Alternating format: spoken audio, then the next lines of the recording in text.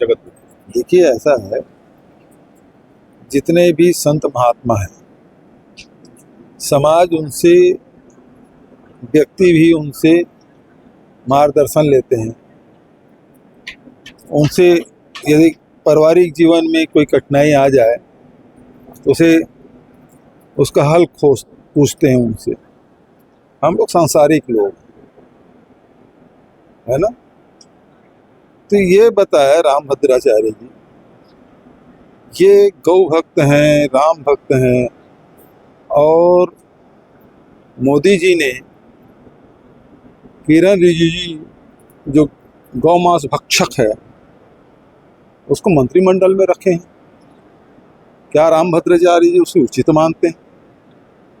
North east में जितने उसके मुख्यमंत्री हैं, मंत्रीगण हैं, बहुत सारे लोग हैं जो गौमांस भक्षण कर रहे हैं, गोवा में कर रहे हैं। तो क्या रामभद्राचार्य जी उसे उचित मानते हैं? और जो अयोध्या में जो राम मंदिर बना, उसकी प्राण प्रतिष्ठा हुई, भगवान राम भी जब वहाँ लंका जाने के लिए जब पुल बना रहे थे, और जब उसकी पत्नी नहीं थी, माता सीता तो वहाँ थी, तो वहाँ उसे उसके बगल में मूर्ति रखी गई और तब पूजा पाठ हुआ।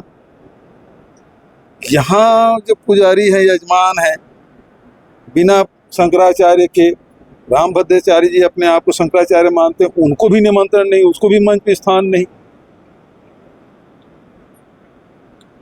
तो वो क्या उचित मानते हैं?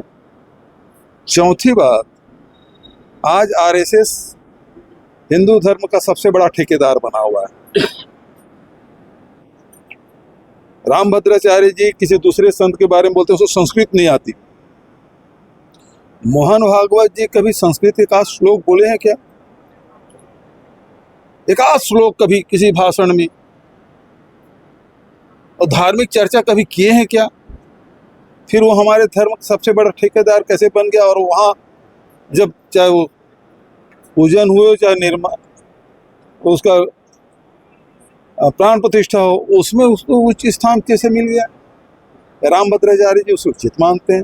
हम तो सांसारिक लोग हैं, हमको चुनौती दे रहे हैं कि चर्चा कर ले।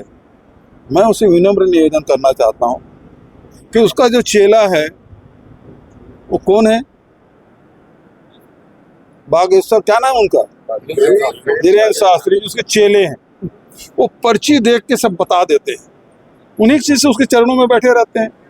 अपने चेले को थोड़ा सा निर्देशित करें कि पेट्रोल डीजल के भाव थोड़ा कम करवा दें, है ना। और हम तो ये सवाल पूछना चाहते हैं कि भद्राचार्य जी, आप तो बड़े ज्ञानी हैं, गुणी हैं, ये मोदी जी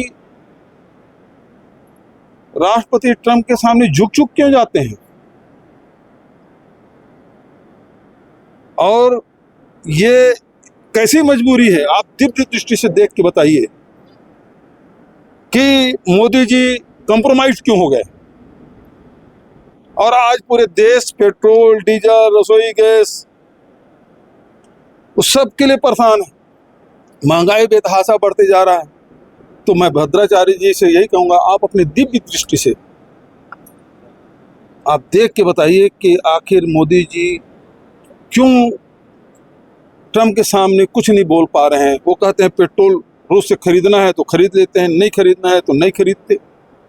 गैस ईरान से लेना है तो लेते हैं, नहीं लेते। तो आखिर महंगाई में क्यों झोंकती है? मेलोडी की काफी चर्चा है अभी।